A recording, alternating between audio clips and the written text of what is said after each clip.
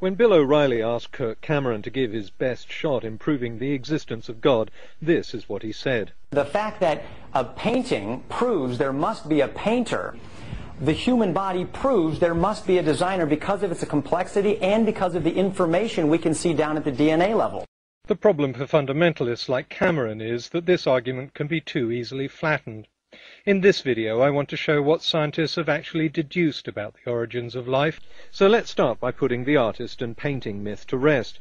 Why can't paintings paint themselves? Simple.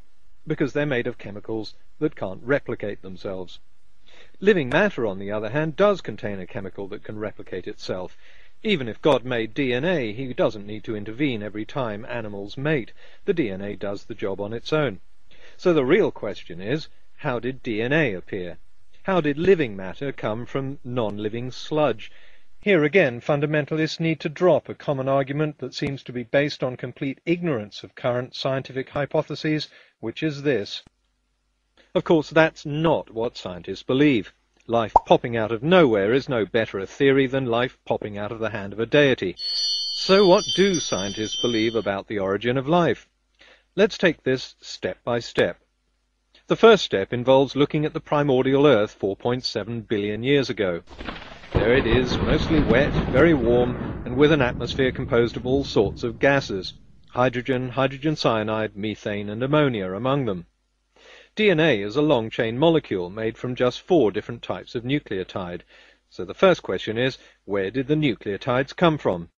In 1961, a researcher called Juan Oro left hydrogen cyanide and ammonia to stew in an aqueous solution in his laboratory under conditions very similar to those that prevailed on the primordial Earth.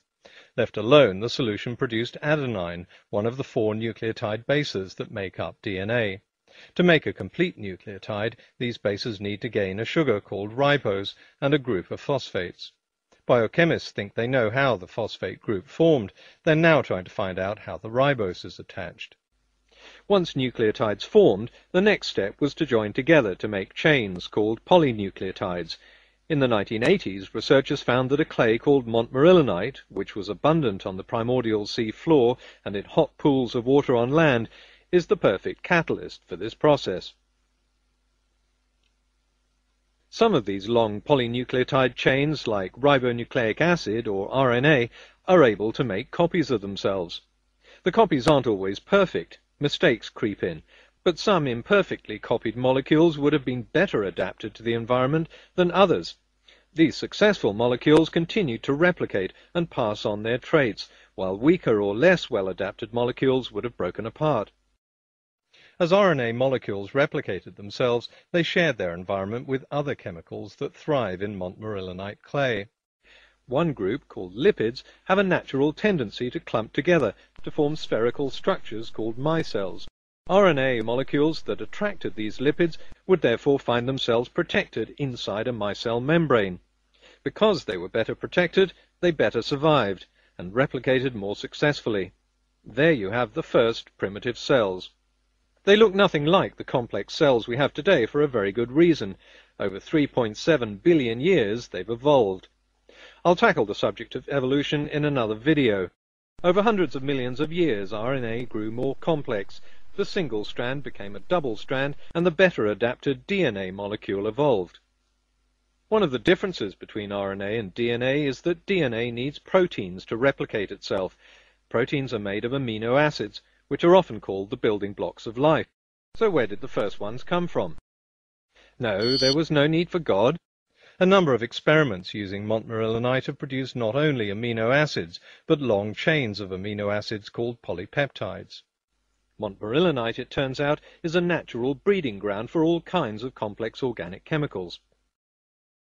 It has to be said that this research is in its infancy, and current hypotheses are nowhere near as solid as the theory of evolution, which has been around for 150 years and has overwhelming evidence to support it. But the reality is a far cry from the idea that scientists believe life popped out of nowhere. If God did indeed create life, then where did he come in? Step 1? Step 2? And why? If the chemical process can happen on its own, why would God need to intervene at all? Before I go, I just want to look at a couple of other hoary old arguments that have been used, and which also show a complete ignorance of science. Really? Just because creationist websites like to pass this myth around doesn't make it true. We know it's not true. Left alone, organic chemicals can and do polymerize to form longer, more complex chemicals. Oh, that sad argument. The fact is that the natural formation of replicating chemicals doesn't conflict with any of the laws of thermodynamics. People who make that argument need to read the law, because I suspect most of them have never done so, and are just mindlessly repeating an urban myth that's already been debunked. As I've said, we still have a lot more to learn about this process. Researchers know that there are many more intermediate steps that we haven't yet discovered. And when all of them are found, there will still be fundamentalists around to say, but you can't prove that this is how life started on Earth.